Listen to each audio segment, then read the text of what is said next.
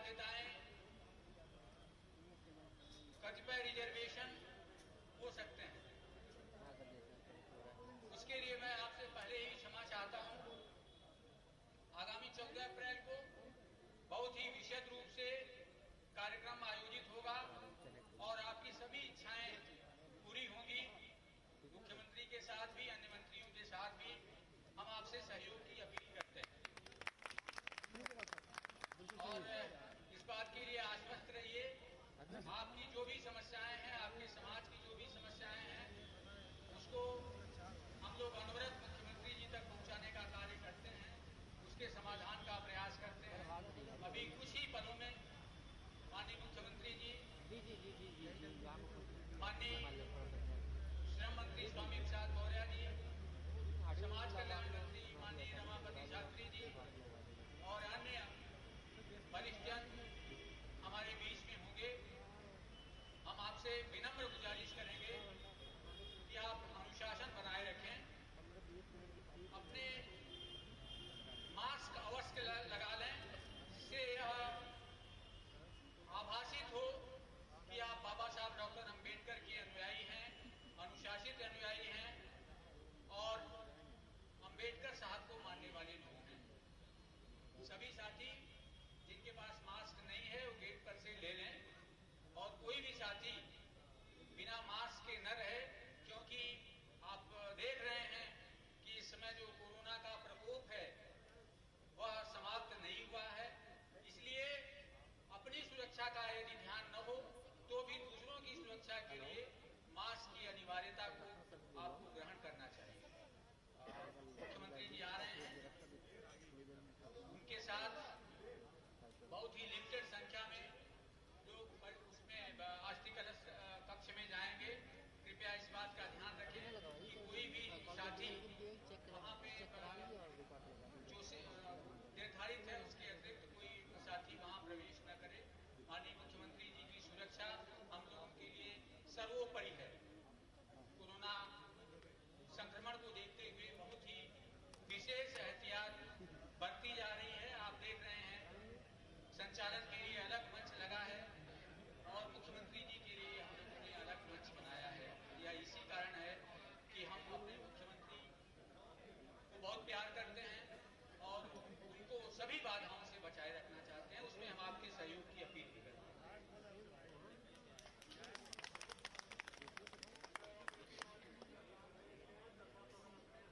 बहुत बहुत धन्यवाद सर। हमारे मुख्य अतिथि माननीय मुख्यमंत्री जी तीसरे ग्राफ के बीच आने वाले हैं।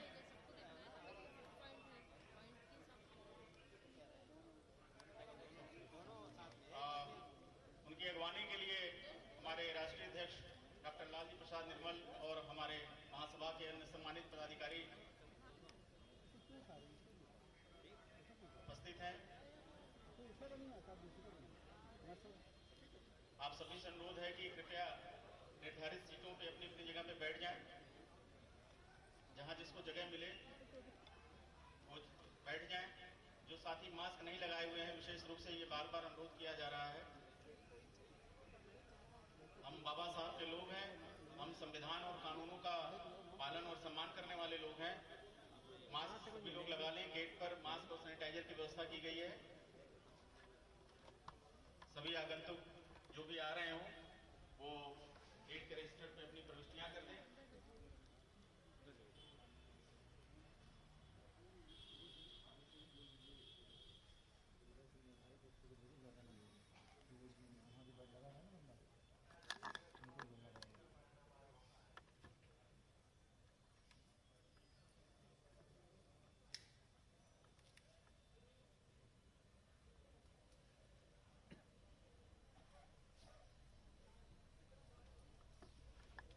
उधर से आने वालों को ही रोकना पड़ेगा, क्योंकि ये तो यहाँ से बंद हो जाएगा और हम बाहर जा नहीं सकते।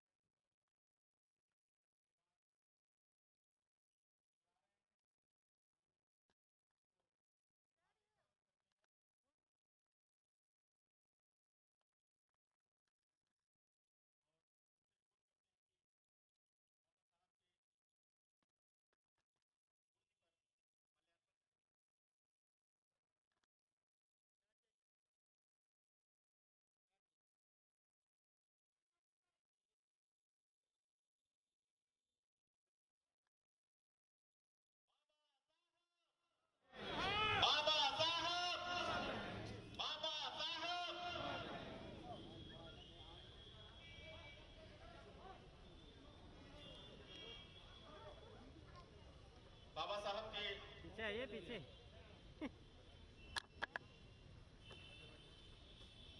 मूर्ति पर हमारे मुख्य अतिथि माननीय मुख्यमंत्री जी पुष्पांजलि अर्पित कर रहे हैं।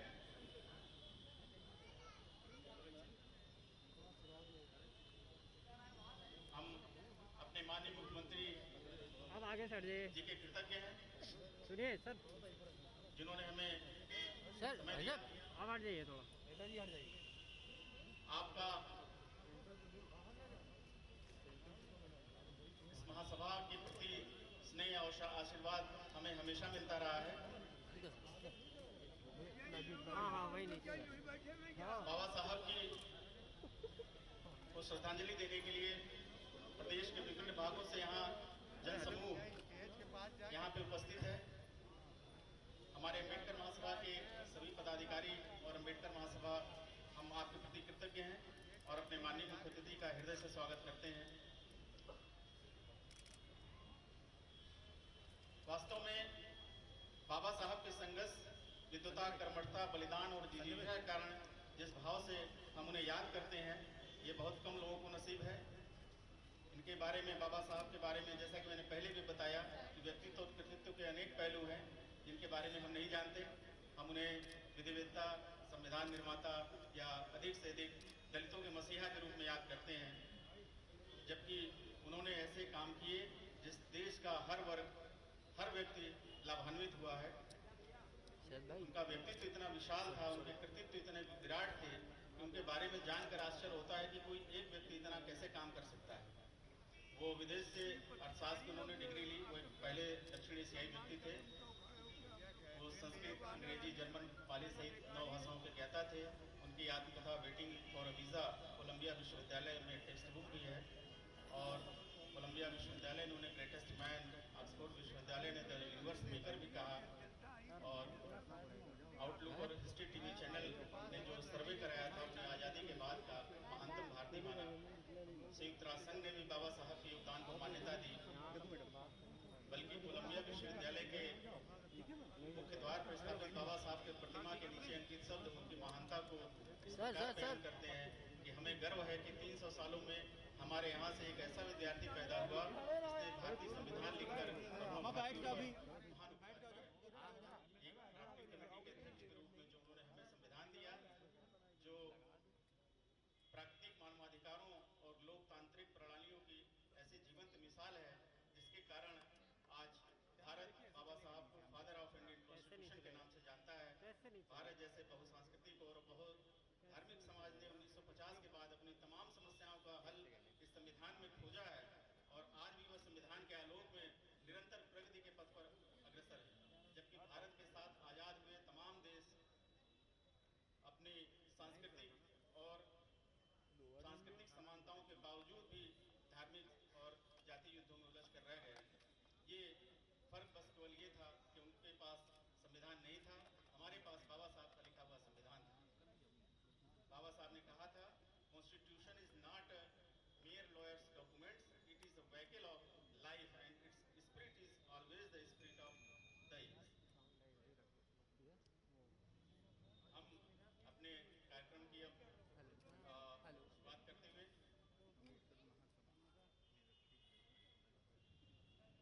अपने सभी सम्मानित अम्बेडकर महासभा के सभी सम्मानित पदाधिकारियों से अनुरोध करते हैं कि हमारे माननीय मुख्यमंत्री जी को बाबा साहब की प्रतिमा भेंट कर उनका स्वागत करें।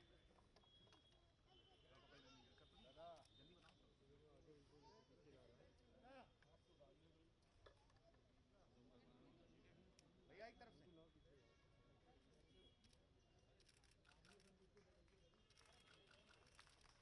सभी लोग जोरदार तालियों से स्वागत करें।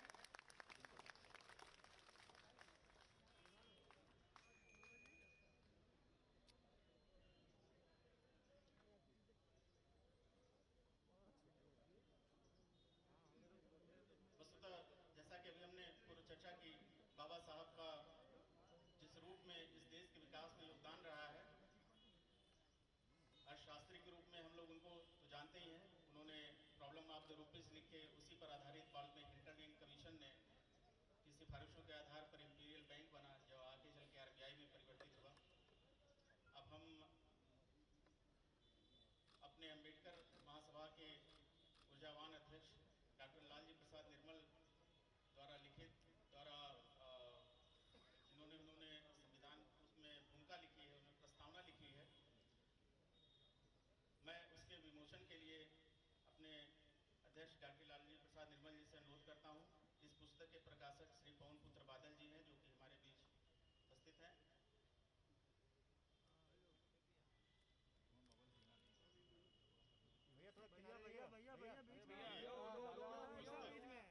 भारतीय समाज के ताने बाने को समझने के संजीव सर, संजीव भैया हट जाओ मिनट, एक मिनट। डॉक्टर अम्बेडकर और योगेंद्र नाथ मंडल, ये आदरणीय श्री धर पराड़कर जी द्वारा लिखित है और इसके प्रकाशक लोकहित प्रकाशन के प्रकाशक श्री पवन पुत्र बादल जी हमारे बीच उपस्थित हैं।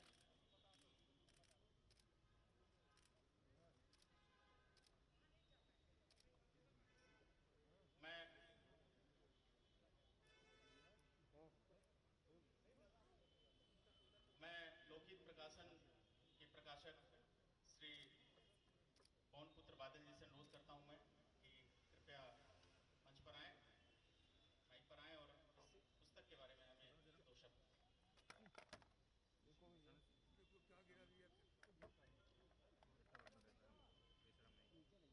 पूज्य बाबा साहब को नमन। श्रद्धेय महाराज जी और महाराज जी की तपस्या का परिणाम इस भीषण संकट काल में इस देश ने ही नहीं तो पूरे विश्व ने देखा है। और आज जिस स्थिति में उत्तर प्रदेश है, ये श्रद्धेय महाराज जी की जो तपस्या है उसका सुपरिणाम हम सबके सामने है। और पूरे उत्तर प्रदेश को लगा कि उत्तर प्रदेश की सरकार संवेदना के साथ हम सबके साथ कंधे से कंधा मिलाकर खड़ी है।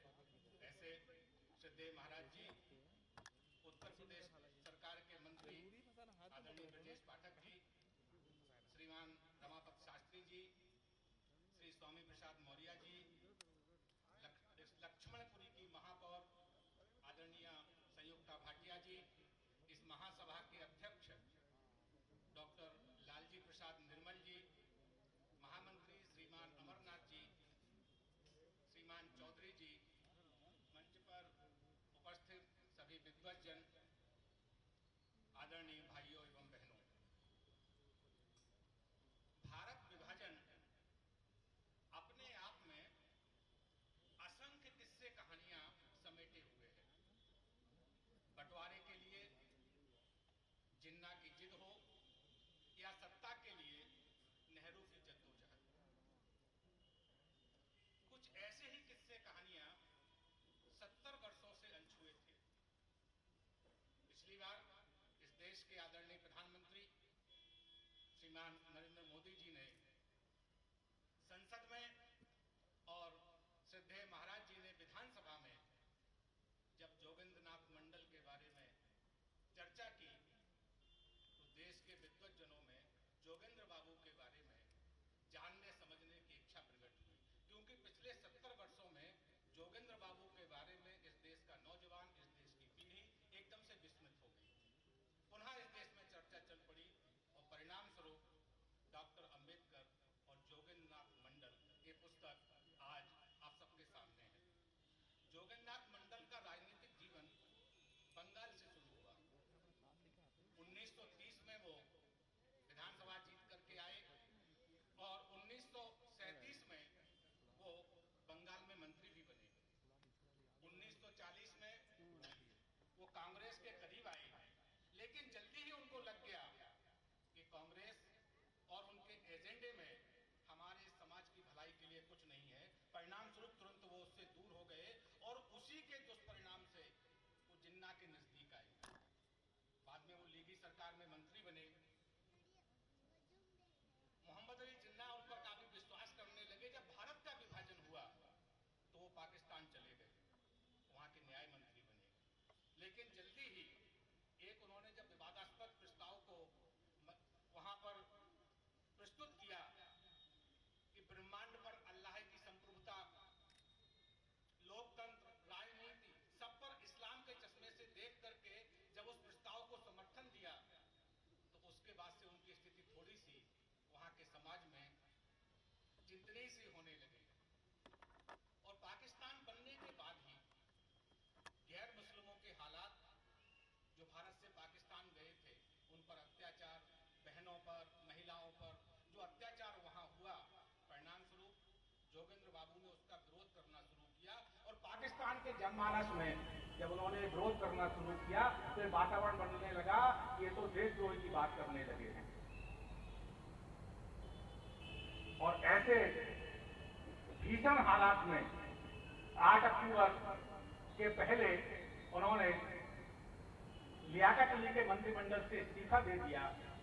और ये सब कहानियों को समेटे हुए, सजे हुए, वो सब दुखी मन से 8 अक्टूबर 1950 को वो भारत आ गए और दलित चेतना का यह महानायक, दलित मुस्लिम गठजोड़ के बर्बर इतिहास को अपने सीने में दबाए हुए, बोझ लिए हुए 5 अक्टूबर 1968 को इस संसार से विदा हो गए।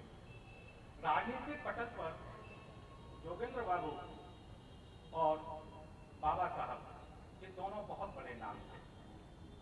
आज अवसर है 6 दिसंबर बाबा साहब के निर्वाण दिवस का, इसीलिए सिद्धेश्वर महाराज जी ने इस अवसर को चुना इस पुस्तक के विमोचन के लिए, क्योंकि उस समय भारत के पूरे परिदृश्य में, या हम कहें विश्व के परिदृश्य में, 2 नाम ऐसे थे, जोगेंद्र बाबू और बाबा साहब। बाबा साहब भारत में हैं और आज पूरा देश उनको श्रद्धा से नमन करता है। और जोगेंद्र बाबू इतनी बड़ी दूरदृष्टि कि बाबा साहब को बंगाल से संविधान सभा का चुनाव जिता करके संविधान सभा में भेजा और राजनीतिक परिदृश्य पर एक भूल करने के कारण वो विश्व के इतिहास से विलुप्त हो गए। आज लोकहित प्रकाशन ने ऐसे जोगेंद्र बाबू को याद करने के लिए डॉक्टर अंबेडकर और जोगेंद्र नाथ मंडल पुस्तक का प्रकाशन किया है, जिसका लोकार्पण सिद्धेश्वर महाराज जी ने आज इस अवसर पर किया है। हम बाबा साहब डॉक्टर अंबेडकर को नमन करते हुए आपसे निवेदन करेंगे कि पुस्तक भी बाहर रखी है, हम सब लोग उसको देख समझ सकते हैं। बहुत कम मूल्य उसका रखा है, केवल 40 रुपए में आज पुस्तक वो उपलब्ध होगी। जिसकी इच्छा हो हम लोग उसको देख समझ सकते हैं। बाबा साहब को और जोगेंद्र नाथ मंडल को विनम्र श्रद्धांजलि। जय भारत, जय उत्तर प्रदेश। बहुत बहुत धन्यवाद सर। फ्रांस के एक महान दार्शनिक थे जॉन स्टुअर्ट मिल, बहुत बड़े स्वतंत्रता और समता के दर्शन में उनका नाम लिया जाता है। बाबा साहब ने उन्हें कोट करते हुए कई बार कहा था, हर व्यक्ति जो जॉन स्टुअर्ट मिल के सिद्धांत कि एक देश दूसरे देश पर शासन नहीं कर सकता को दोहराता है, उसे यह भी स्वीकार करना चाहिए कि एक वर्ग दूसरे वर्ग पर शासन नहीं कर सकता। श्री प्रकाश जी की पुस्तक के आलोक में उस चीज को देखा जाना चाहिए। आज इस अम्बेडकर महासभा के परिसर में हमारे मुख्य अतिथि के साथ आदरणीय हमारे अन्य अतिथि भी हैं, माननीय रमापति शास्त्री जी, माननीय स्वामी प्रसाद मौर्य जी, माननीय ब्रिजेश पाठक जी और इस लखनऊ की महापौर आदरणीय सुमित्रा भाटिया जी। हम अम्बेडकर महासभा की तरफ से उनका हार्दिक स्वागत करते हैं और हमारे अतिथि, सम्मानित अतिथि माननीय रमापति शास्त्री जी को हम आमंत्रित करते हैं कि मंच पर आएं और अपने आशीर्वचन दें।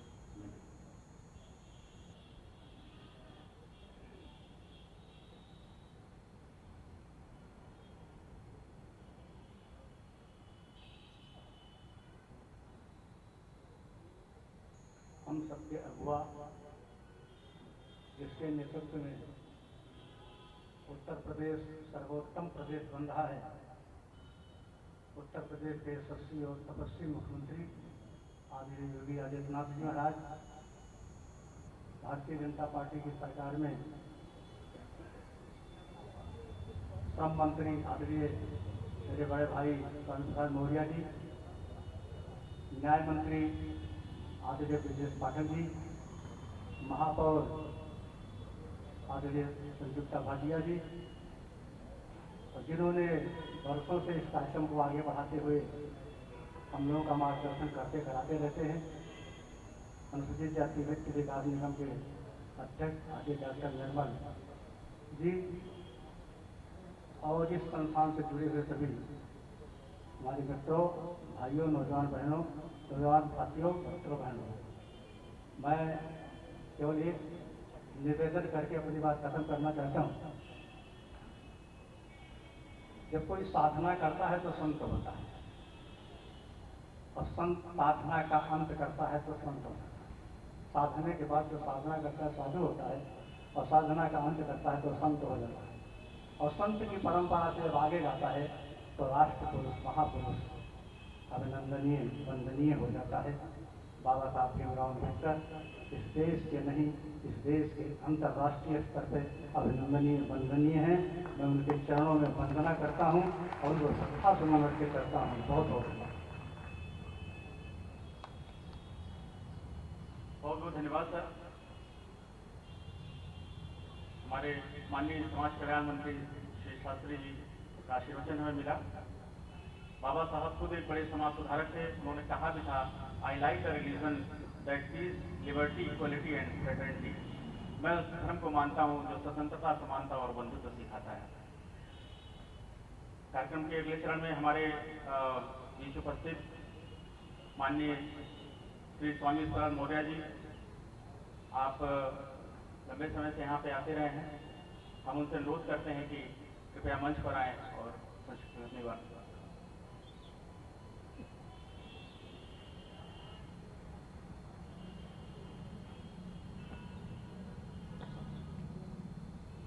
आज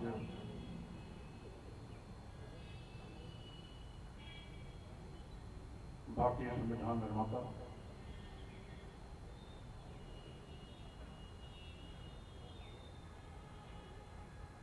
एवं इस देश के करोड़ों करोड़ों वंचितों, उपेक्षितों, दलितों और पिछड़ों के मसीहा बोधिसत्व परम पूज्य बाबा साहब डॉक्टर अम्बेडकर जी के परिनिर्वाण दिवस के अवसर पर आशीर्वचन देने के लिए हम सबके बीच में उपस्थित हुए हैं उत्तर प्रदेश के माननीय यशस्वी मुख्यमंत्री योगी आदित्यनाथ जी, हमारे बहुत ही वरिष्ठ सम्मानित नेता माननीय मंत्री भाई रमापति शास्त्री जी, हमारे दूसरे माननीय मंत्री भाई ब्रजेश पाठक जी, इस कार्यक्रम को निरंतरता प्रदान करने वाले डॉक्टर अम्बेडकर महासभा के राष्ट्रीय अध्यक्ष एवं उत्तर प्रदेश अनुसूचित जाति जनजाति वित्त आयोग निगम के अध्यक्ष डॉक्टर लालजी प्रसाद निर्मल जी, हमारे बीच उपस्थित हमारे वरिष्ठ हमारी साथी सुरेंद्रनाथ वाल्मीकि जी, प्रदेश के अध्यक्ष भाई प्रोफेसर रामनाथ चौधरी जी, श्रीमती बीना मौर्य जी, अमरनाथ प्रजापति जी, सत्या दुबे जी, बादल जी, आज तमाम हमारे साथियों के साथ साथ अम्बेडकर डॉक्टर अम्बेडकर महासभा के सभी सम्मानित पदाधिकारी साथी और पत्रकार बंधु, जैसा कि विस्तार से माननीय मुख्यमंत्री बाबा साहब को श्रद्धासुमन अर्पित करते वक्त अपने संदेश देंगे, हम केवल इतना ही कहना चाहते हैं कि आज देश के यशस्वी प्रधानमंत्री माननीय नरेंद्र मोदी जी और उत्तर प्रदेश के यशस्वी मुख्यमंत्री माननीय योगी आदित्यनाथ जी के नेतृत्व में हम भारतीय संविधान के रास्ते पर चलते हुए बाबा साहब के सपनों को लगातार साकार करने में हमारी सरकार लगी हुई है। जो कल तक लोग मजाक उड़ाया करते थे बाबा साहब डॉक्टर अम्बेडकर का, ये माननीय मोदी जी, माननीय योगी जी की देन है कि आज वो भी बाबा साहब के परिनिर्वाण दिवस और जन्मदिन के अवसर पर कार्यक्रम करने लगे। आपको याद होगा समाजवादी पार्टी के राष्ट्रीय अध्यक्ष भी कहा करते थे बाबा साहब डॉक्टर अम्बेडकर क्या थे, वो तो केवल ड्राफ्टमैन, मजाक उड़ाया करता था। अपमानित शब्दों में भेद भावना से इस प्रकार का कथन क्या करते थे। आज वो भी मजबूर हुए हैं बाबा साहब को श्रद्धा सुमन करने के लिए। जिन लोगों ने कभी बाबा साहब के मिशन की दुहाई देकर के बाबा साहब के मिशन के कार्यों को आगे बढ़ाने का नाटक करके बाबा साहब के जन्मदिन को मनाने की मनाही करने लगे, आज वो भी राजनीति के पायदान के बाहर हो गए हैं। लेकिन आपने देखा होगा बाबा साहब डॉक्टर अम्बेडकर के जो भी विचार थे, भारतीय जनता पार्टी अक्षरशः मोदी जी के नेतृत्व में, माननीय योगी जी के नेतृत्व में उसका अनुपालन सुनिश्चित करा रही है। आपने ये भी देखा होगा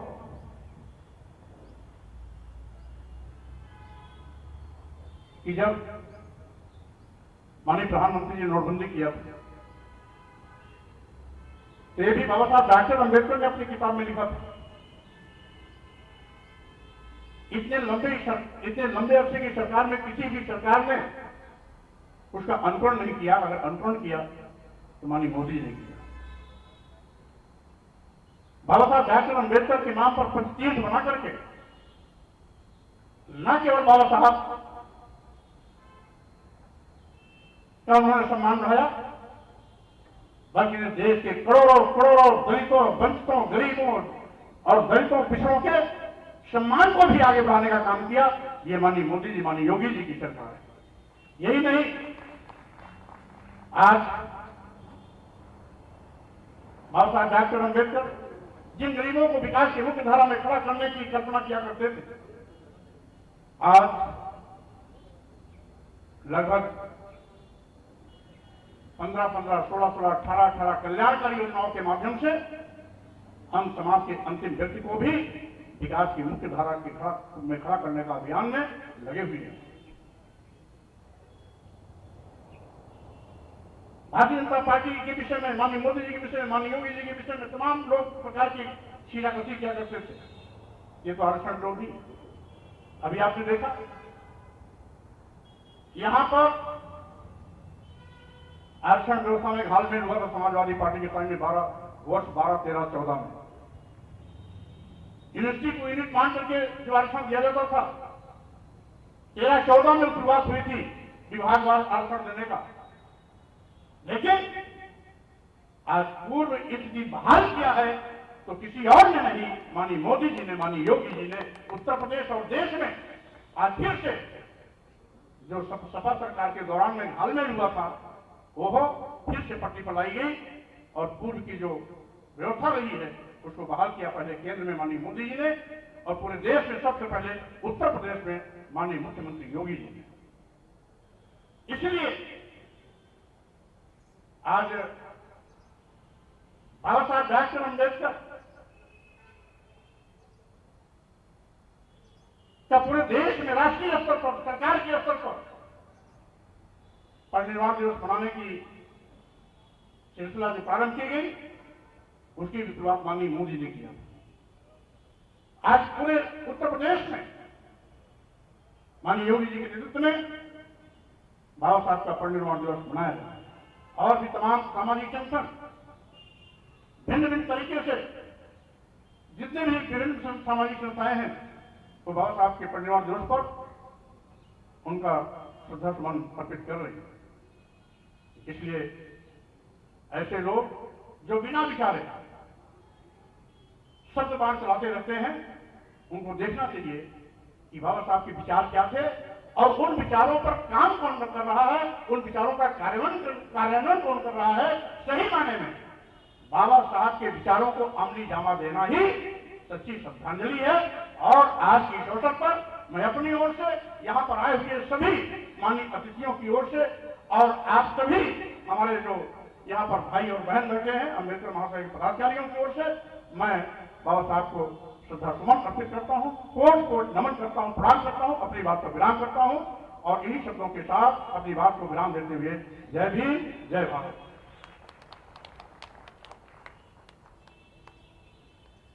बहुत बहुत धन्यवाद सर। बाबा साहब वायसराय के एग्जीक्यूटिव काउंसिल में श्रम मंत्री थे। हमारे आदरणीय अभी श्रम मंत्री श्री स्वामी प्रसाद मौर्य साहब यहाँ पे आए, तो बस केवल 2 लाइन यहाँ पे बतानी प्रासंगिक है कि भारत में मजदूरों के लिए जो सबसे पहला काम अगर किसी ने किया तो डॉक्टर भीमराव अम्बेडकर थे। उन्होंने सबसे पहले ही न्यूनतम वेतन, महंगाई भत्ते की व्यवस्था, कार्य की जो अवधि है उसे 14 घंटे से घटाकर 8 घंटे कर दिया। उन्होंने कार्यस्थल पर बुनियादी सुविधाओं की व्यवस्था की, श्रमिकों के लिए मजदूर विकास कोष, कर्मचारी राज्य बीमा निगम, मेडिकल लीव, विकलांगता की दशा में क्षतिपूर्ति बीमा और प्रोविडेंट फंड की उन्होंने व्यवस्था की। उन्होंने ट्रेड यूनियनों को मान्यता दिलाई और सांख्यिकी अधिनियम के माध्यम से उन्होंने एक व्यापक सर्वे कराया जिसमें मजदूरों के हितों की बात कही गई और मजदूरों के विकास के लिए नीतियां बनाई गई। हम बाबा साहब के आभारी हैं। इस देश के निर्माण में, इस देश के दलितों, पिछड़ों, मजदूरों के विकास में जो उनका योगदान है हम उनको भुला नहीं सकेंगे। और बाबा साहब के बारे में हम तो सिर्फ यही कह सकते हैं कि दुनिया में कोई इस तरह विद्वान न हुआ, ईमानदार तो हुए लेकिन ईमान न हुआ। वैसे तो मसीहा हैं हिंद में बहुत, लेकिन बाबा साहब जैसा कोई महान न हुआ। हमारे बीच आदरणीय श्री ब्रजेश पाठक जी मौजूद हैं। हम उनसे अनुरोध करेंगे कि इस अवसर पर संक्षिप्त रूप से हमें अनुग्रहित करें अपने वक्तव्य द्वारा। बाबा साहब डॉक्टर अम्बेडकर परिनिर्वाण दिवस के अवसर पर अम्बेडकर महासभा के परिसर में श्रद्धांजलि देने के लिए उपस्थित मुख्य अतिथि के रूप में यशस्वी माननीय मुख्यमंत्री आदरणीय योगी आदित्यनाथ जी, आदरणीय मंत्री आदरणीय स्वामी प्रसाद मौर्य जी, माननीय मंत्री रमापत शास्त्री जी, महासभा के राष्ट्रीय अध्यक्ष हमारे मित्र डॉक्टर लालजी प्रसाद निर्मल जी, सुरेंद्र नाथ वाल्मीकि जी, प्रोफेसर राम नरेश चौधरी जी, आदरणीय वीना मौर्य जी, अमरनाथ प्रजापति जी, डॉक्टर सत्या दोहरे जी और विशेष रूप से पुस्तक के प्रकाशक के रूप में यहाँ उपस्थित हमारे मित्र आदरणीय पवन पुत्र बादल जी, मंच पर उपस्थित सभी मित्रगण, विशेष रूप से यहाँ की महापौर संहिता भाटिया जी, मित्रों, भाइयों तथा बहनों। बाबा साहब भीमराव अम्बेडकर को आज पूरी दुनिया में जहाँ जहाँ लोकतंत्र है बड़े धूमधाम के साथ उनको श्रद्धांजलि अर्पित की जा रही है। दुनिया को सबसे बड़ा लोकतंत्र को संविधान देने वाले बाबा साहब ने भारत में जो कुछ किया किसी से छुपा नहीं। अम्बेडकर महासभा प्रारंभ काल से ही बाबा साहब की रीतियों नीतियों को जन जन तक पहुंचाने के लिए बड़ी मेहनत और लगन के साथ विपरीत परिस्थितियों में भी कार्य करती रही है। बाबा साहब ने हम लोगों को जो कुछ दिया उसी की वजह से आज हम स्वतंत्र रूप से खड़े हैं। मैं आज यदि आज मंत्री हूं, विधायक हूं, सांसद हूं तो बाबा साहब की देन है। पहले इस देश में गवर्नमेंट ऑफ इंडिया एक्ट पास होने से पहले इस देश में गरीबों को, मजलूमों को, पिछड़ों को, दबाए गए, कुचले गए, पछाड़े गए लोगों को वोट देने का अधिकार नहीं था। गवर्नमेंट ऑफ इंडिया एक्ट जब पास हुआ तो बाबा साहब की वजह से ही सभी को बराबर वोट देने का अधिकार मिला। यानी हम सबको वोट का अधिकार देने वाले बाबा साहब भीमराव अम्बेडकर को आज उनके परिनिर्वाण दिवस के अवसर पर मैं हृदय से श्रद्धांजलि अर्पित करता हूं। क्यों आदरणीय मुख्यमंत्री जी को अपना उद्बोधन देना है, इसलिए मैं बहुत समय देते हुए महासभा को हृदय से आभार प्रकट करता हूं, अभिनंदन करता हूं कि सतत रूप से जिस ढंग से बाबा साहब के प्रति निष्ठापूर्वक इस कार्यक्रम को संचालित कर रहे हैं और उनकी धरोहर को उन्होंने संरक्षित करने का काम किया है, इसके लिए अपने मित्र डॉक्टर लालजी प्रसाद निर्मल को, उनकी पूरी टीम को हृदय से बधाइयां देता हूं, आभार प्रकट करता हूं। बहुत बहुत धन्यवाद।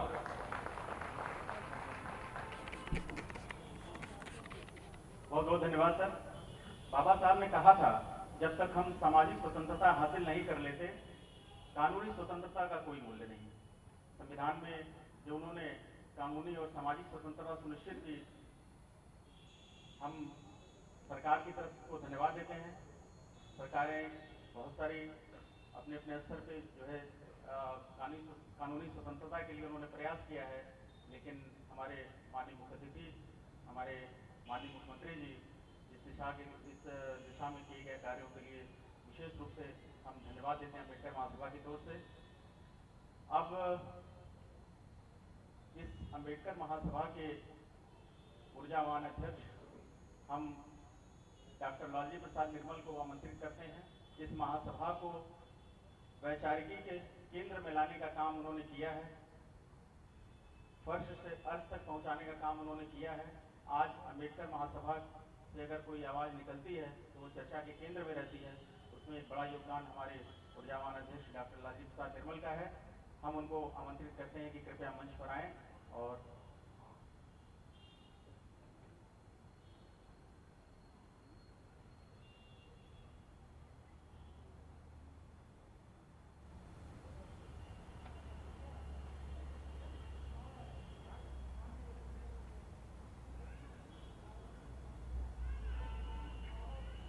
बाबा साहब डॉक्टर भीमराव रामजी आम्बेडकर महासभा के प्रांगण में बाबा साहब के परिनिर्वाण दिवस पर उपस्थित आयोजन में हमारे प्रदेश के लोकप्रिय मुख्यमंत्री माननीय श्री योगी आदित्यनाथ जी, श्रम मंत्री माननीय श्री स्वामी प्रसाद मौर्य जी, समाज कल्याण मंत्री माननीय श्री रमापति शास्त्री जी, विधि मंत्री माननीय श्री ब्रजेश पाठक जी, नगर महापौर संयुक्ता भाटिया जी, हमारे सफाई कर्मचारी आयोग के अध्यक्ष भाई सुरेंद्र नाथ वाल्मीकि जी, हमारे प्रदेश अध्यक्ष प्रोफेसर राम नरेश चौधरी जी, उपाध्यक्ष बीना मौर्य जी, महामंत्री अमरनाथ प्रजापति जी, कोषाध्यक्ष डॉक्टर सत्या दोहरे जी, हमारे वरिष्ठ साहित्यकार, लेखक, लोकहित प्रकाशन के प्रबंधक मित्र श्री पवन पुत्र भाजन जी और हमारे बीच में उपस्थित माननीय हरीश श्रीवास्तव जी। साथियों, आज पूरे देश में ही नहीं बल्कि पूरी दुनिया में बाबा साहब डॉक्टर अम्बेडकर का परिनिर्वाण दिवस आयोजित हो रहा है। लोग बाबा साहब डॉक्टर अम्बेडकर को श्रद्धांजलि अर्पित कर रहे हैं। यह हमारा सौभाग्य है, उत्तर प्रदेश की जनता का सौभाग्य है, हमारे अम्बेडकर वादियों का सौभाग्य है कि हमारे इस परिसर में बाबा साहब डॉक्टर अम्बेडकर की पवित्र अस्थियां रखी हुई और वह अस्थियां बाबा साहब डॉक्टर अम्बेडकर की पत्नी डॉक्टर सविता अम्बेडकर के खुद के हाथों के द्वारा रखी गई। और मुझे वो याद है वो क्षण जब भाई साहब डॉक्टर सविता अम्बेडकर ने अस्थियों को प्रतिस्थापित करते वक्त रूढ़े गले से कहा था कि यह बाबा साहब की अस्थियां नहीं बल्कि उनका सम्मान मैं अम्बेडकर महासभा में रख रही हूं। इसकी हिफाजत और सम्मान करना अम्बेडकर महासभा का दायित्व है। साथियों, तब से लगातार हम लोग तमाम दलित समस्याओं को बाबा साहब डॉक्टर अम्बेडकर के वैचारिकी को बढ़ाने का कार्य करते आए हैं और हमारे आयोजनों में प्रतिवर्ष 14 अप्रैल और 6 दिसंबर को प्रदेश के राज्यपाल मुख्यमंत्री जी आते रहे हैं। मैं बहुत आभारी हूं देश के प्रधानमंत्री माननीय नरेंद्र मोदी जी का और अपने प्रिय मुख्यमंत्री योगी आदित्यनाथ जिन्होंने इस परिसर को आकर के यहाँ पर हमारे जो अभियान है उसको बल दिया। माननीय नरेंद्र मोदी जी भी यहाँ पर आए थे बाबा साहब की अस्थियों का दर्शन करने। राष्ट्रपति महामहिम कोविंद जी भी इस परिसर में आ चुके हैं और माननीय नरेंद्र मोदी जी ने शपथ लेते ही जो उद्बोधन किया था और कहा था कि बाबा साहब डॉक्टर अंबेडकर को अगर न होते, बाबा साहब डॉक्टर अंबेडकर न होते तो वह भारत के प्रधानमंत्री न बन पाते। प्रधानमंत्री जी ने 29 दिसंबर 2015 को विज्ञान भवन नई दिल्ली में चिक्की के एक आयोजन में कहा था, मुझे जो सम्मान प्राप्त हुआ है उस सम्मान को दिलाने का अगर कोई एक व्यक्ति अधिकारी है तो वह सिर्फ और सिर्फ बाबा साहब डॉक्टर अंबेडकर हैं। इसलिए जो सम्मान मुझे प्राप्त हुआ है उस सम्मान के असली हकदार बाबा साहब डॉक्टर अंबेडकर हैं और मैं इसे उनके श्री चरणों में समर्पित करता हूं। बाबा साहब डॉक्टर अंबेडकर के प्रति इतना डिवोशन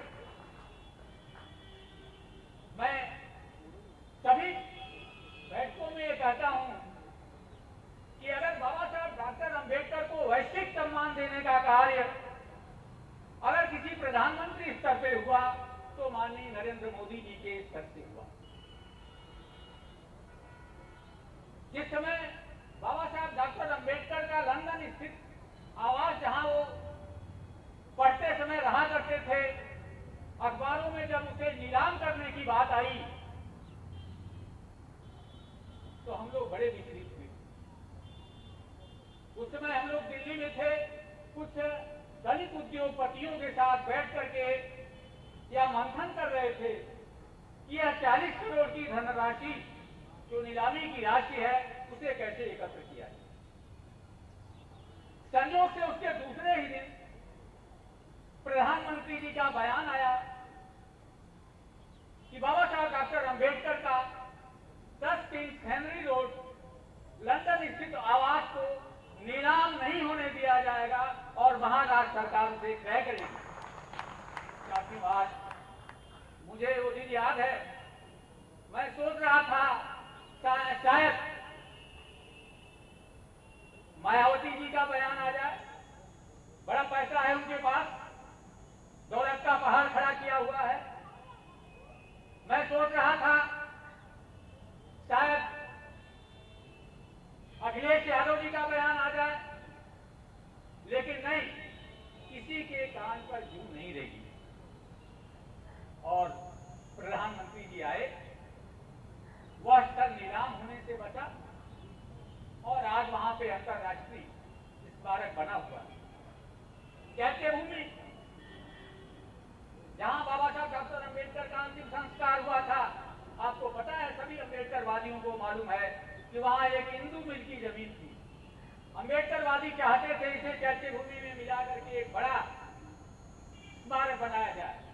25 सालों से विवाद चल रहा था। प्रधानमंत्री के हस्तक्षेप के बाद उस जमीन को चैत्य भूमि को दे दिया गया।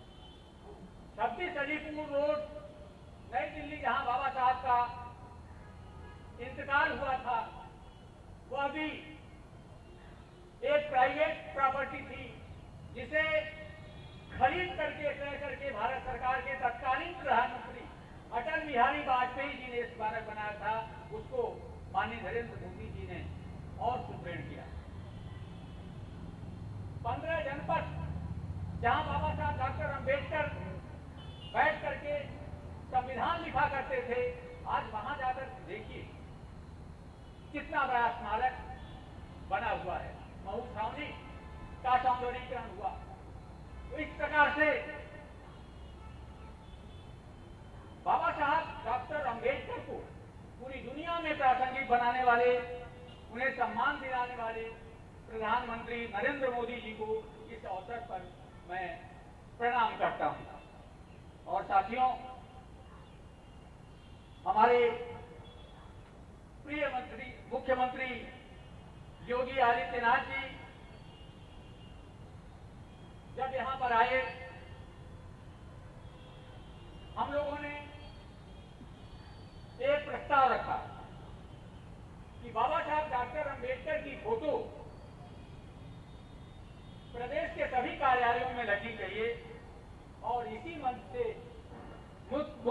जी ने घोषित किया और आज आप देखिए सारे कार्यालयों में, चाहे मुख्यमंत्री आवास हो, कार्यालय हो, मंत्रियों के कार्यालय हो, थाने हो, कचहरी हो, प्राइमरी स्कूल हो, आज बाबा साहब डॉक्टर अम्बेडकर दिख रहे हैं। हम दलितों के सामाजिक और आर्थिक सशक्तिकरण की निरंतर बात करते हैं। पहली बार आपने देखा हम लोग खासकर से जो दलित चिंतक हैं, जो अम्बेडकरवादी लोग हैं, वह हाशिए के समाज के पराभव को बड़ी गंभीरता से देखते रहे। आज मुख्यमंत्री जी की जो विभिन्न योजनाएं हैं, प्रधानमंत्री जी की जो विभिन्न योजनाएं हैं, मुझे देख करके बड़ी खुशी होती है। हमारे लोगों को खुशी होती है। मुसहर समाज के लोग आज उनके चेहरों पर मुस्कुराहट है। जो कभी जूठी पत्थर को उठाने के लिए भोज के बाद जो जूठी पत्थर बचती थी, उससे पड़े हुए भोजन को उठाते हुए कुत्तों के साथ मुसहर दौड़ते थे, आज वे लोग जो कि बाग बगीचों में रहते थे, आज उनके पास पक्के मकान हैं, आज उनके घरों में बिजली है, आज उनके घरों में सिलेंडर है। हमारा वंचित समाज का आर्थिक सशक्तिकरण करने के लिए, उसका सामाजिक सशक्तिकरण करने के लिए मैं भूरी भूरी आभार व्यक्त करता हूं अपने मुख्यमंत्री, गृह मुख्यमंत्री योगी आदित्यनाथ जी का। और खासकर से मैं जो आर्थिक सशक्तिकरण है दलितों का, उसके लिए मैं आभार आपका व्यक्त करता हूं। और बनटांगियों का जो राजस्व ग्राम बनाया आपने, अभी पिछले दिनों एक बयान हमने देखा, वो उस बयान को वर्बेटम टू वर्बेटम मैं आपके सामने रखना चाहता हूं। बनटांगिया समाज की एक महिला का बयान सुनिए, मुख्यमंत्री योगी आदित्यनाथ के प्रति उसकी भावना को सुनिए। उस भावना से हम अपने आप को, अपने लोगों को जोड़ते हुए उसने कहा, भगवान के तो हम सभे नहीं देख ले, बाकी रूप हमारे महाराज योगी बाबा जैसे हुई हैं।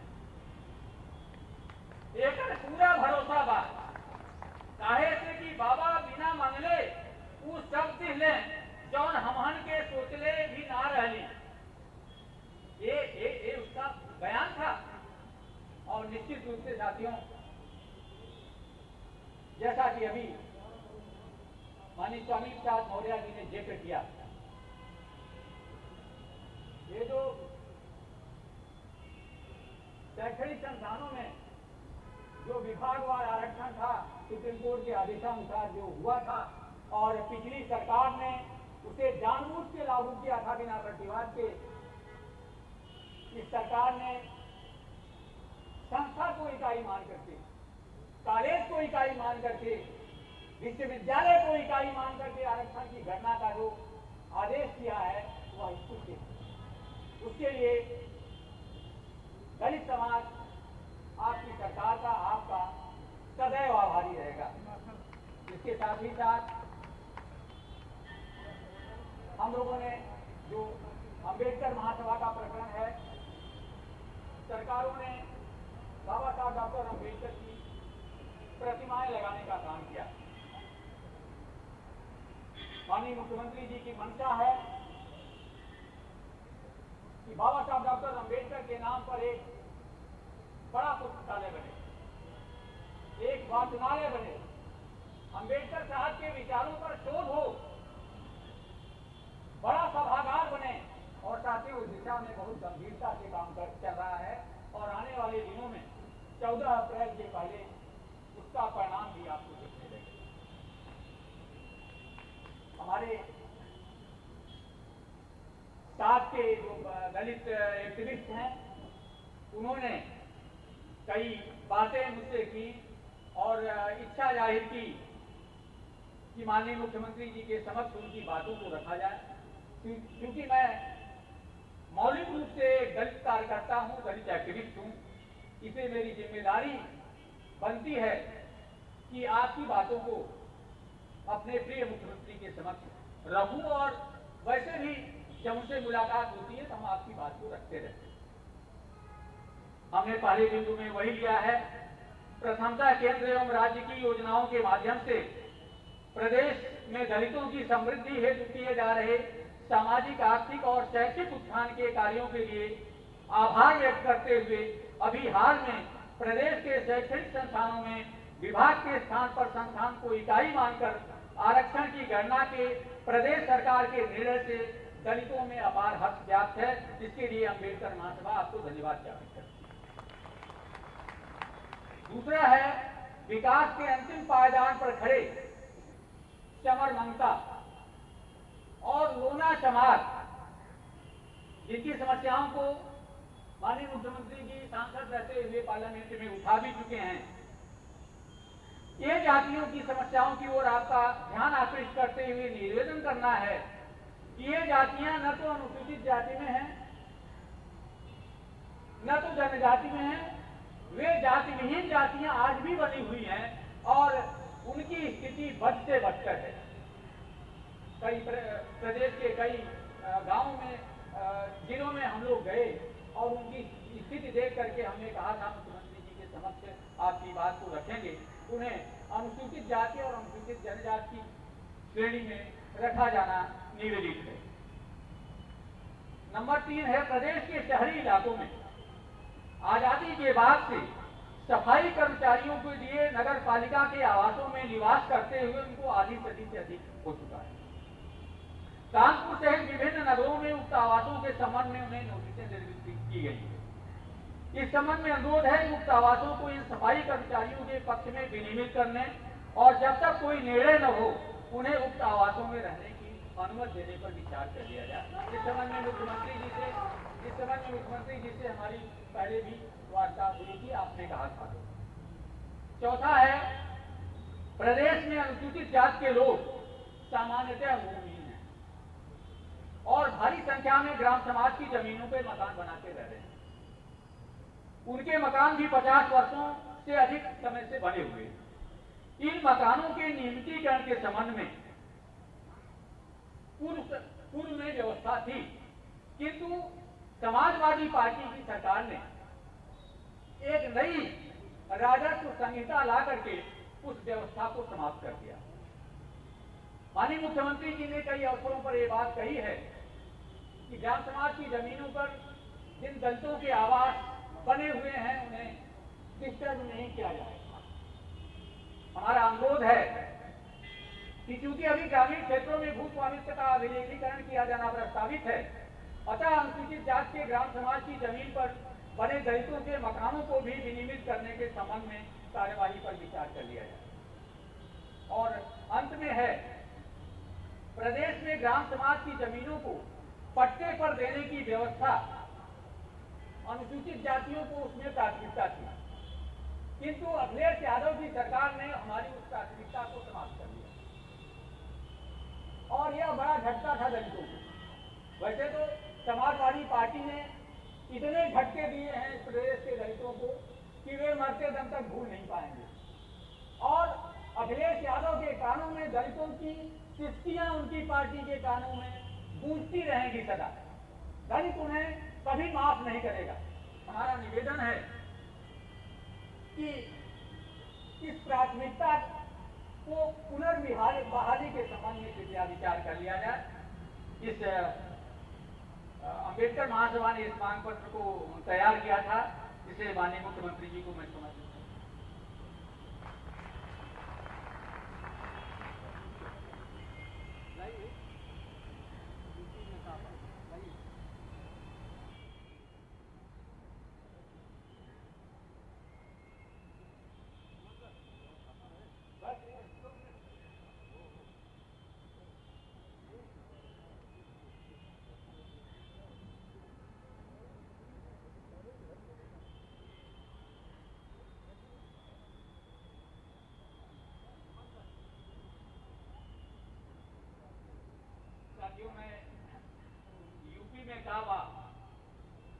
आपके समझ पढ़ूं, 5-6 लाइन में है।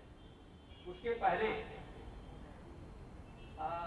ये बाबा साहब डॉक्टर अंबेडकर और माननीय जोगेंद्र नाथ मंडल की जिस किताब का विमोचन हुआ है, उसके संबंध में मैं सिर्फ इतना कहना चाहूंगा। माननीय बादल जी ने बहुत कुछ कहा है, मैं सिर्फ इतना कहना चाहूंगा कि बाबा साहब डॉक्टर अंबेडकर के कुछ बहुत ही महत्वपूर्ण विचार हैं जिसको हमारे अंबेडकर वादियों ने इग्नोर कर दिया, जानबूझ करके इग्नोर किया। उस पर एक नए सिरे से चर्चा होनी चाहिए। खासकर से बाबा साहब डॉक्टर अंबेडकर का जो वॉल्यूम 15 है, उस पर कभी कोई चर्चा नहीं होती। मैं सिर्फ इस किताब में सारी चीजें दी गई। इस किताब में जोगेंद्र नाथ मंडल का वो दर्द दिया गया है जो उन्होंने त्यागपत्र दे दिया था कानून मंत्री से, पाकिस्तान के कानून मंत्री से त्यागपत्र दे करके लड़के की बीमारी के बहाने भारत भाग आए थे और कभी नहीं गए और यही दम तोड़ा। और जिन्होंने इस किताब में लिखा है कि मेरी बहुत बड़ी भूल थी, मैं 70 लाख दलितों को लेकर के पाकिस्तान चला गया मोहम्मद अली जिन्ना के कहने पर, और वहां पे जाकर के जब वो मुस्लिम देश घोषित हुआ, जब वहां अल्लाह का कानून लागू हुआ, तो हमारे दलितों के साथ, दलित महिलाओं के साथ बलात्कार हुआ, हत्याएं हुई। और उन्होंने एक जगह लिखा है कि जब हम अपनी दलित बस्तियों में गए तो वहां पर 13 साल से लेकर के 35 साल की कोई लड़की महिला नहीं थी, क्योंकि पुरुषों की हत्या करने के बाद ये आतताई ऐसे गांवों से, दलित गांवों से उन महिलाओं को अपने साथ ले जाते थे और बेच देते थे। यह त्रासदी थी। उनका यह पक्ष जो जोगेंद्र नाथ मंडल का बाबा साहब डॉक्टर अंबेडकर ने बड़ा मना किया था, कहा कि मुस्लिम देश में दलितों को न्याय नहीं मिल पाएगा, लेकिन जोगेंद्र नाथ मंडल ने उनकी बात नहीं मानी। बाबा साहब डॉक्टर अंबेडकर ने, मैं बाबा साहब डॉक्टर अंबेडकर के 3 लाइनें आपको पढ़ के सुनाना चाहूंगा। ये मेरा कथन नहीं है, ये कांग्रेसी हुकूमत में केंद्र सरकार द्वारा प्रकाशित बाबा साहब डॉक्टर अंबेडकर लेख और निबंध वॉल्यूम 15 का पेज नंबर 337 है। उसमें बाबा साहब डॉक्टर अंबेडकर लिखते हैं कि मुसलमानों की निष्ठा जिस देश में वे रहते हैं उसके प्रति नहीं होती, बल्कि वह उस धार्मिक विश्वास पर निर्भर करती है जिसका वे एक हिस्सा है। एक मुसलमान के लिए इसके विपरीत या इसके उल्टा सोचना अत्यंत दुष्कर है। जहां कहीं इस्लाम का शासन है, वहां वही उसका अपना विश्वास है। दूसरे शब्दों में डॉक्टर अंबेडकर लिखते हैं, सुनिए, इस्लाम एक सच्चे मुसलमान को भारत को अपनी मातृभूमि और हिंदुओं को अपना निकट संबंधी मानने की इजाजत नहीं देता है। यही वजह थी कि मौलाना मोहम्मद अली जैसे एक महान भारतीय परंतु सच्चे मुसलमान ने अपने शरीर को हिंदुस्तान की बजाय यरूशलेम में दफनाया जाना अधिक पसंद। आप जानते हैं ये मोहम्मद अली कौन है जिन्होंने भारत भूमि में अपने आप को दफनाना स्वीकार नहीं किया? ये वही शख्स हैं जिनके नाम पे डॉक्टर अंबेडकर को भूवाक्या कहने वाला आजम खान, इसके नाम पे रामपुर में विश्वविद्यालय बनवाया है, मोहम्मद अली जौहर विश्वविद्यालय। बाबा साहब डॉक्टर अंबेडकर के इस पाठन को विचार करने के लिए, इस पर शोध करने के लिए, इससे बहस शुरू करने के लिए ये जो किताब प्रकाशित हुई है, मैं चाहता हूं कि हमारे साथी जो बाहर से आए हैं इस किताब को लें और अपने जनपदों में इस पे बहस करें, इस पे सेमिनार करें कि बाबा साहब डॉक्टर अम्बेडकर का यह पक्ष जो हमारे गृह मंत्री ने पार्लियामेंट में रखा था, आखिर क्या कारण है कि वह तिरोहित रहा। इसलिए आज के इस अवसर पर इस नए अध्याय को छेड़ते हुए मैं आपसे इसे बहस की अपील भी करता हूं और अंत में माननीय महाराज जी को प्रणाम करते हुए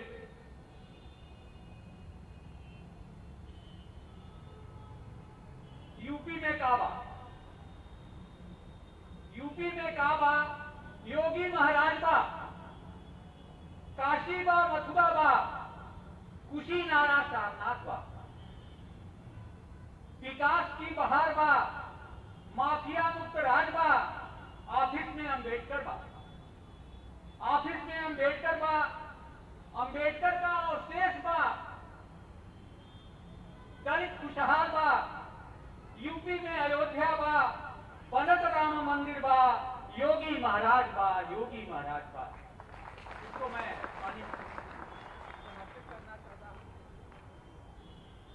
छोटे छोटे ख्याल आया तो मैंने इसको नीति बता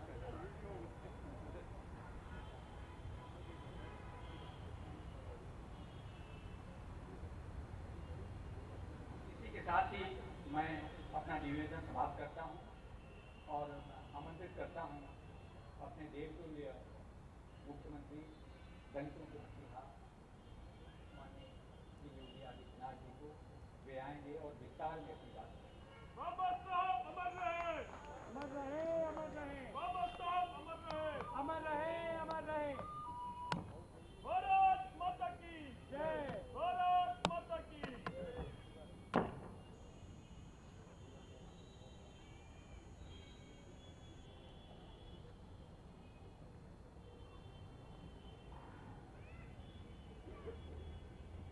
बाबा साहब डॉक्टर भीमराव अंबेडकर जी की महापरिनिर्वाण दिवस के अवसर पर आयोजित आज के इस कार्यक्रम में उपस्थित है।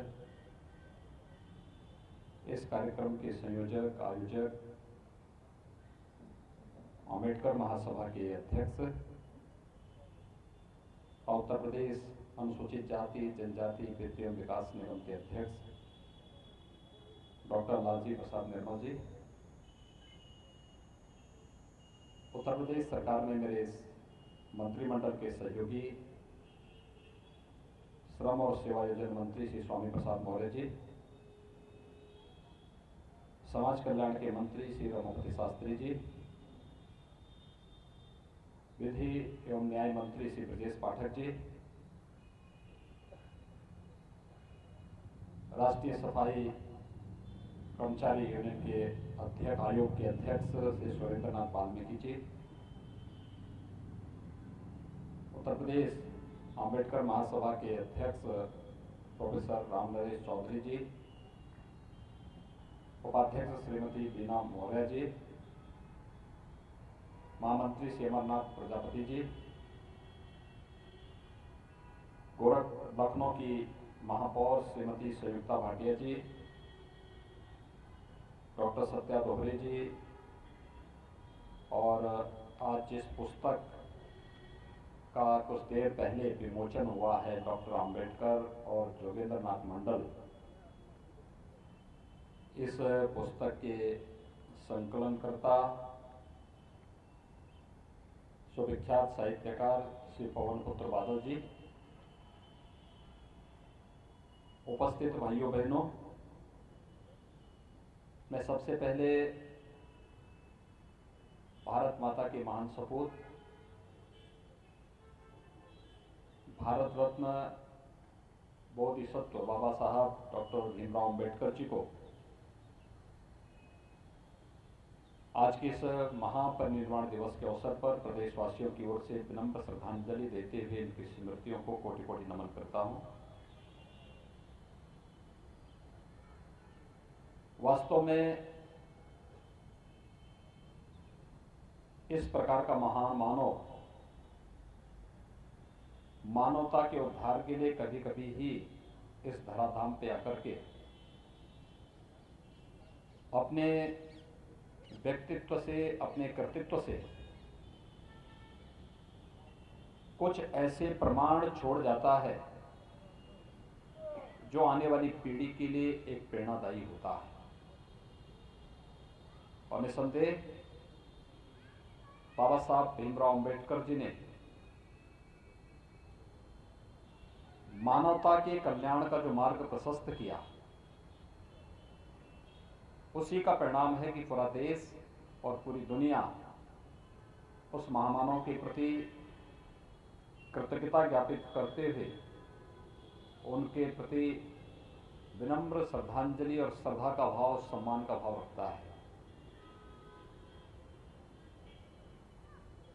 आज का ये कार्यक्रम हमारे लिए अत्यंत महत्वपूर्ण है, और महत्वपूर्ण इसलिए कि वैश्विक महामारी कोरोना के बावजूद इतनी बड़ी संख्या में हम लोग एक बार फिर से अंबेडकर महासभा के इस कार्यक्रम में उपस्थित हुए हैं। मुझे याद है अप्रैल में, जब 14 अप्रैल 2020 को हम लोग कार्यक्रम में भागीदार नहीं बन पाए थे, लॉकडाउन के कारण कोरोना संक्रमण को नियंत्रण करने के लिए जो अभियान देश के अंदर प्रारंभ हुआ था, उसी अभियान का वो क्रम था। लेकिन कोरोना पर काफी हद तक नियंत्रण करने के बाद केंद्र और प्रदेश सरकार के द्वारा जो गाइडलाइन जारी की गई है, उस गाइडलाइन के क्रम का पालन करते हुए इतनी भारी संख्या में आप सबकी उपस्थिति बाबा साहब भीमराव अंबेडकर के प्रति अपने श्रद्धा और सम्मान को व्यक्त करता है। मैं इस अवसर पर आप सबका हृदय से अभिनंदन करता हूं। भाइयों बहनों, हम सबको इस बारे में समझना होगा कि बाबा साहब भीमराव अंबेडकर महान बने, लेकिन उनके समकक्ष और उसी कालखंड के दौरान दलितों की आवाज को बुलंद करने वाले श्री जोगेंद्र नाथ मंडल को वह सम्मान नहीं मिल पाया। आखिर क्यों? कोई बात जरूर रही होगी, और ये पुस्तक डॉक्टर अंबेडकर और जोगेंद्र नाथ मंडल उसकी बहुत स्पष्ट व्याख्या करता है, हर एक की आंखों को खोलने वाला है। बाबा साहब भीमराव अंबेडकर ने बचपन से सामाजिक अन्याय झेला, छूत का दंश झेला, अपमान सहा। जब उन्हें अपनी उच्च पढ़ाई करने के बाद, उच्च शिक्षा अर्जित करने के बाद वे वापस भारत आए और उन्होंने फिर से अपनी आजीविका के लिए संघर्ष करना प्रारंभ किया, तब भी भेदभाव और सामाजिक अस्पृश्यता उनका पीछा नहीं छोड़ पाई। लेकिन इस सब के बावजूद उन्होंने कभी हिम्मत नहीं हारी। देश के स्वत्व को पहचाना, देश के मूल्यों और आदर्शों के प्रति गहरी निष्ठा रखते हुए देश के अंदर दलितों, वंचितों, गरीबों और समाज के प्रत्येक तबके को आगे बढ़ने के लिए वे निरंतर प्रयत्नशील रहे। स्वयं अपमान झेलते रहे, लेकिन एक बड़े समुदाय को अपमान से बचाने के लिए संघर्ष भी करते रहे। और यही महानता थी कि भारत के अंदर रहकर भारतीयता का सम्मान करते हुए हम लोग भारत के अंदर रह करके इस समस्या का समाधान करेंगे, भारत के आन मान शान के खिलाफ खिलवाड़ नहीं होने देंगे। इस संकल्प के साथ जो कार्य बाबा साहब भीमराव अंबेडकर ने किया, आज उसी का परिणाम है कि बाबा साहब भीमराव अंबेडकर के नाम पर हर गांव, हर शहर, हर कस्बा, हर वार्ड, हर सरकारी कार्यालय और हर एक स्थान पर बाबा साहब अंबेडकर की स्मृतियां जुड़ी हुई हैं। इस देश का कोई भी जनप्रतिनिधि और कोई भी संवैधानिक पद पर बैठने वाला व्यक्ति अगर शपथ लेता है तो बाबा साहब भीमराव अंबेडकर के द्वारा बनाए गए संविधान की ही शपथ लेकर के वह उस पद को धारण करता है। जब संविधान का सम्मान होता है, ये सम्मान बाबा साहब भीमराव अंबेडकर का सम्मान होता है। जब देश की संवैधानिक व्यवस्था संविधान का पालन करते हुए आगे बढ़ती है तो ये सम्मान बाबा साहब भीमराव अंबेडकर का भी होता है। और जब बाबा साहब भीमराव अंबेडकर का सम्मान होता है तो इस देश के गरीबों का, इस देश के दलितों का, इस देश के वंचितों का, इस देश के जनजातियों का, इस देश की महिलाओं का, सबका सम्मान का मार्ग आगे बढ़ता हुआ दिखाई देता है। लेकिन याद रखना, बाबा साहब भीमराव अंबेडकर ने इस देश के मूल सत्व को पहचाना था और उन्होंने बहुत स्पष्ट किया था कि भारत के अंदर ही रह करके हमें अपनी समस्या का समाधान ढूंढना है। इससे इतर ढूंढने का, इससे इतर जाने का मतलब वह आत्महत्या सदृश होगा। और जो बात बाबा साहब भीमराव अंबेडकर ने कही थी, आखिर वही बात सच साबित हुई। ये जानते हैं, जोगेंद्रनाथ मंडल और बाबा साहब भीमराव अंबेडकर ये दो महापुरुष थे, दलितों की आवाज आजादी के पूर्व। और जब कांग्रेस ने बाबा साहब भीमराव अंबेडकर को देश के नेशनल असेंबली में जाने से रोका था, तब बाबा साहब भीमराव अंबेडकर के लिए सीट छोड़ी थी श्री जोगेंद्रनाथ मंडल ने। और उनके कारण बाबा साहब भीमराव अंबेडकर नेशनल असेंबली के लिए चुने गए थे, जो बाद में संविधान सभा का गठन जिसके माध्यम से हुआ था। लेकिन बाबा साहब भीमराव अंबेडकर जिन्ना के षड्यंत्र को समझते थे। बाबा साहब भीमराव अंबेडकर को हैदराबाद के निजाम ने भी लालच देने का प्रयास किया था। बाबा साहब भीमराव अंबेडकर को जूनागढ़ के नवाब ने भी लालच देने का प्रयास किया था। खैर, जिन्ना तो उनके सामने पहले ही बोल चुका था कि आप पाकिस्तान को स्वीकार कर लीजिए, हम पाकिस्तान का प्रधानमंत्री बना देंगे। बाबा साहब भीमराव अंबेडकर ने कहा, नहीं, भारत मेरी मातृभूमि है, मैं अपनी मातृभूमि के साथ कोई गद्दारी नहीं कर सकता। भारत के अंदर रह करके मुझे भारत के दलितों का, भारत के गरीबों का, भारत के वंचितों के लिए न्याय की इस लड़ाई को एक शिखर तक पहुंचाना है। मैं अवश्य विजयी होऊंगा। आज भाइयों बहनों, दलितों, वंचितों, गरीबों के लिए शासन कल्याणकारी योजनाएं बनाता है तो उसकी पृष्ठभूमि कहीं से प्रारंभ होती है, तो बाबा साहब भीमराव अंबेडकर से प्रारंभ होती है। अगर ये सम्मान मिल पाता है तो बाबा साहब भीमराव अंबेडकर के कारण मिल पाता है। लेकिन उसी समय जिन्ना का सहयोग करने वाले जोगेंद्रनाथ मंडल धोखा खा गए। वे स्वयं अपना सम्मान भी नहीं बचा पाए और साथ साथ पाकिस्तान और बांग्लादेश में रहने वाले दलितों को भी उनके जान के साथ धोखा करके भाग करके स्वयं भारत चले आए। आजाद भारत में कभी भी जोगेंद्रनाथ मंडल को सम्मान नहीं मिल पाया। अगर ये पुस्तक और प्रधानमंत्री जी ने संसद में इसका उल्लेख नहीं किया होता तो जोगेंद्रनाथ मंडल का नाम लोग भूल ही चुके थे। लेकिन बाबा साहब भीमराव अंबेडकर, मैंने आपको जो बताया, हर सरकारी कार्यालय में, हर संवैधानिक शपथ में, हर गांव में, हर कस्बे में बाबा साहब भीमराव अंबेडकर का स्मारक भी है। और भारत ने अपना सर्वोच्च सम्मान भी भारत रत्न के रूप में किसी को दिया तो बाबा साहब भीमराव अंबेडकर को दिया। यानी मातृभूमि के लिए जो भी योगदान देगा उसके प्रति भारत का हर नागरिक कृतज्ञता ज्ञापित इस रूप में करेगा जो सम्मान बाबा साहब भीमराव अंबेडकर को प्राप्त हुआ। और यही नहीं, प्रधानमंत्री मोदी जी ने तो बाबा साहब भीमराव अंबेडकर से जुड़े हुए उन सभी स्थलों को, उनका जन्म मऊ छावनी मध्य प्रदेश में जहां हुआ था, भव्य स्मारक एक तीर्थ बन चुका है।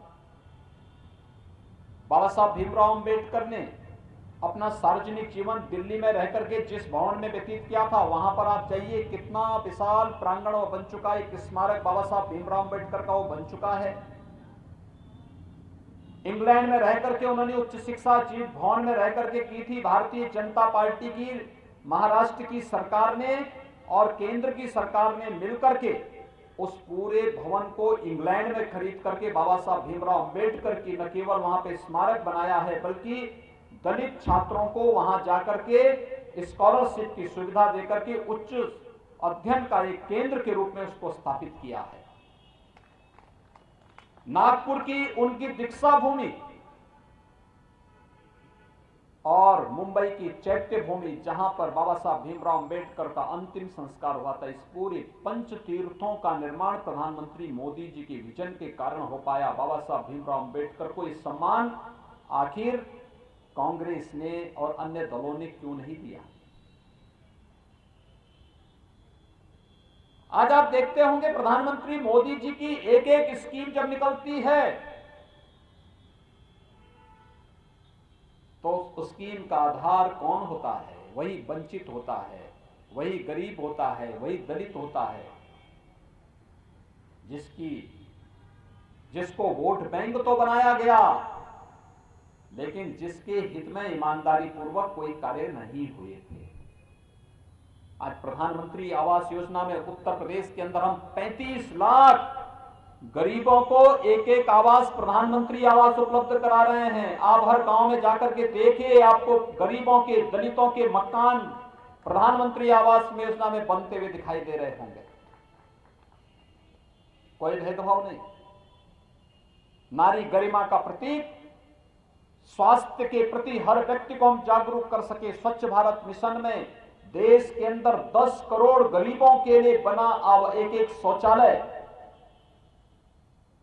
यह हर गरीब और हर दलित के सम्मान की रक्षा का भी माध्यम बना। हर गरीब, हर दलित के घर में जलने वाला रसोई गैस का चूल्हा, हर दलित और हर गरीब के घर में जलने वाला बिजली का लट्टू, बिजली का बल्ब, हर गरीब और हर दलित को मिलने वाली आयुष्मान भारत में 5 लाख रुपए की स्वास्थ्य बीमा का कवर, हर गरीब को मिलने वाला राशन, ये सभी योजनाएं पहले से चली आ रही हैं। प्रधानमंत्री मोदी जी ने 2014 के बाद से लगातार इन योजनाओं को आगे बढ़ाने का काम किया, इन योजनाओं को लागू किया, और आज मैं कह सकता हूं हर गरीब के सम्मान की रक्षा करने के लिए केंद्र और प्रदेश सरकार पूरी प्रतिबद्धता से कार्य कर रही है। तो इसकी पृष्ठभूमि में जब हम लोग जाते हैं तो ये सब बाबा साहब भीमराव अंबेडकर की प्रेरणा है, जिस प्रेरणा से हम लोग एक ऐसे समाज की रचना, जो भारत के संविधान जिसके बारे में हमें प्रेरित करता है, उस कार्यक्रम को आगे बढ़ा पाते हैं। अभी मैं जब यहां बैठा था, हमारे अनुसूचित जाति जनजाति वित्तीय विकास निगम के अध्यक्ष और अंबेडकर महासभा के अध्यक्ष श्री लालजी प्रसाद निर्मल जी ने जो बातें यहां पर कही, उन्होंने कुछ बातें यहां पर कही।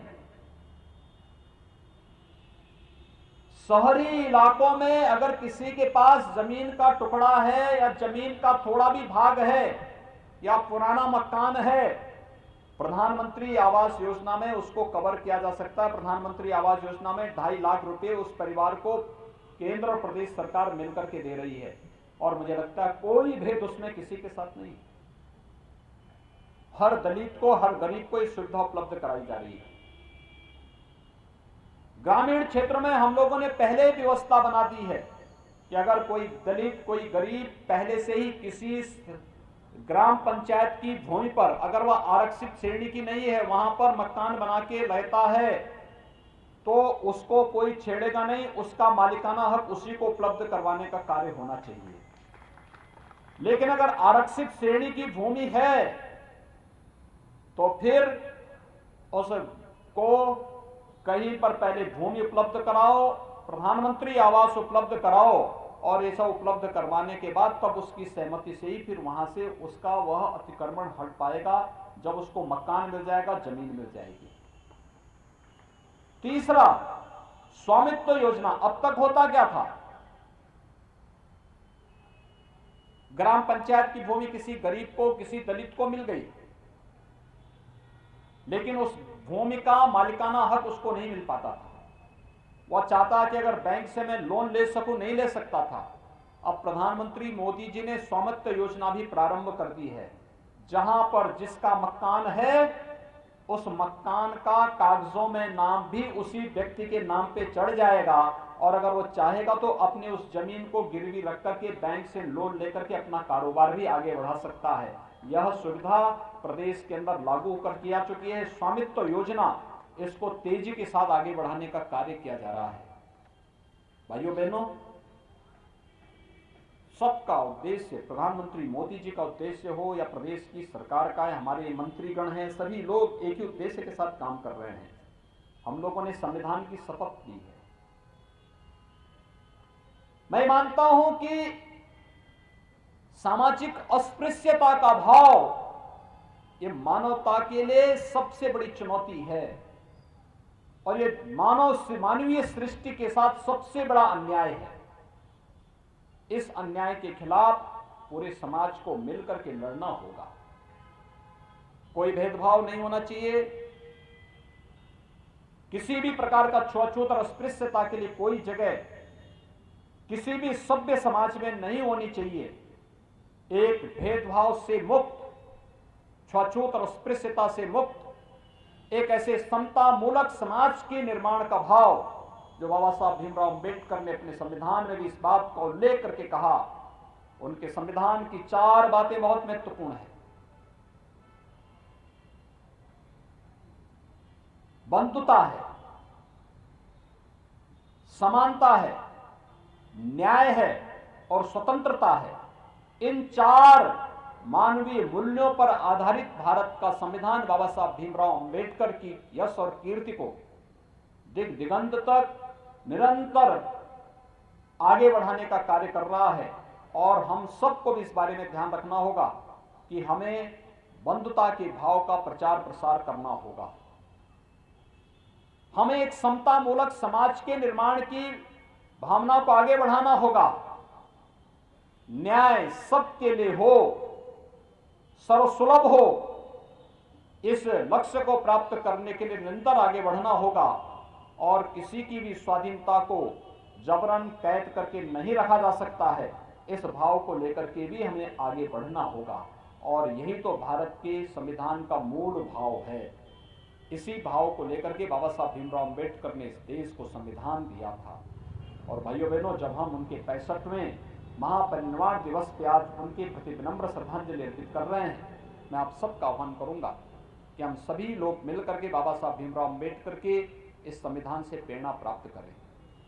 बाबा साहब भीमराव अंबेडकर ने देश की आजादी के पहले और आजादी के बाद देश की जनता को, खासतौर पर दलितों को और गरीबों को सावधान करने के लिए जिन मुद्दों के प्रति सावधान किया था, चाहे वो निजाम की लालच के मुद्दे रहे हों, चाहे वह जूनागढ़ के नवाब या जिन्ना के लालच का जवाब उन्होंने जिन शब्दों में किया था, हमें उसे हमेशा याद रखना पड़ेगा और उनके प्रति सचेत रहते हुए प्रत्येक नागरिक को भी सचेत करना पड़ेगा। ये धोखा है, पाकिस्तान में सुरक्षा नहीं दे पा रहे हैं और यहां पर आकर के हमें लालची यानी लालच देने का कुत्सित प्रयास जो किया जा रहा है, इन सब से हम सावधान बने रहेंगे तो मुझे लगता है जो कुत्सित मंशाएं बांटने की हो रही हैं, उन लोगों के मंसूबे सफल नहीं हो पाएंगे और बाबा साहब भीमराव अंबेडकर के द्वारा दिए गए संविधान के अनुरूप भारत, एक भारत श्रेष्ठ भारत की प्रधानमंत्री मोदी जी की परिकल्पना को साकार करने में सफल होगा। आज हम सबको इसी संकल्प के साथ आगे बढ़ना पड़ेगा। मैं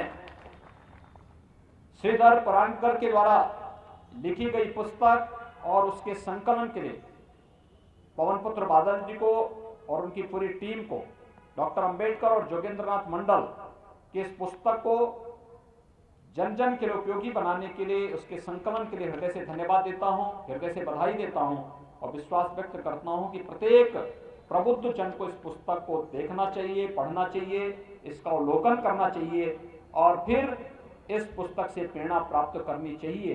बाबा साहब भीमराव अंबेडकर का यही प्रेरणादायी संदेश आज के दिन पर हम सब के लिए प्रासंगिक होगा। आप सबको मैं एक बार फिर से आज के इस दिवस के अवसर पर बाबा साहब भीमराव अंबेडकर को विनम्र श्रद्धांजलि अर्पित करते हुए आप सभी बाबा साहब भीमराव अंबेडकर के उन उच्च आदर्शों का अनुसरण कर सकें, इस विश्वास के साथ आप सबके प्रति मैं हृदय से साधुवाद देते हुए वाणी को विराम देता हूं। धन्यवाद। जय हिंद।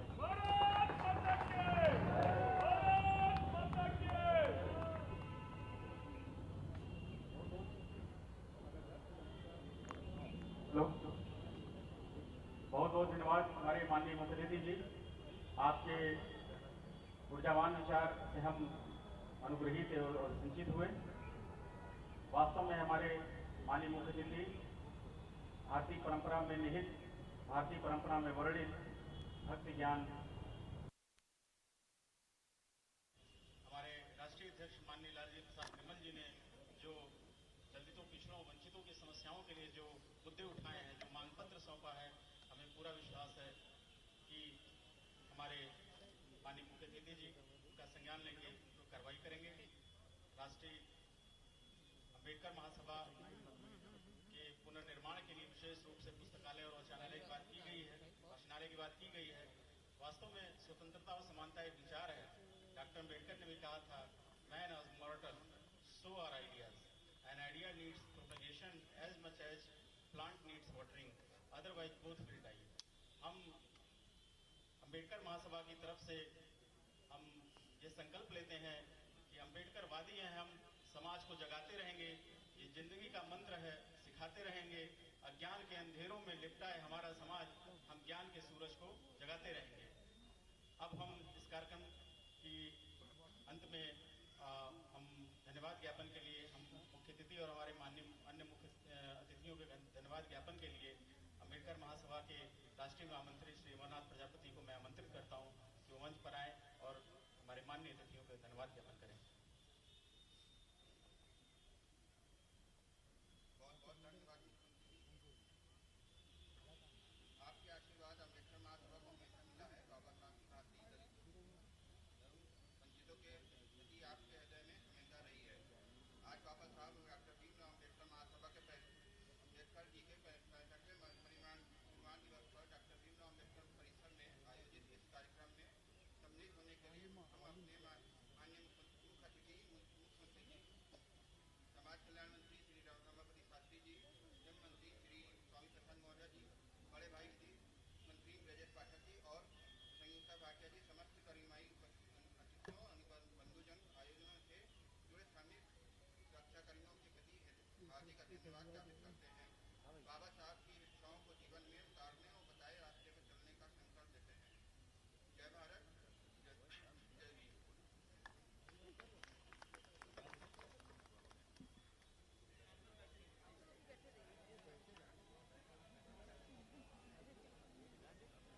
बैठ जाइए आप। अरे कृपया रास्ता खाली कर दें।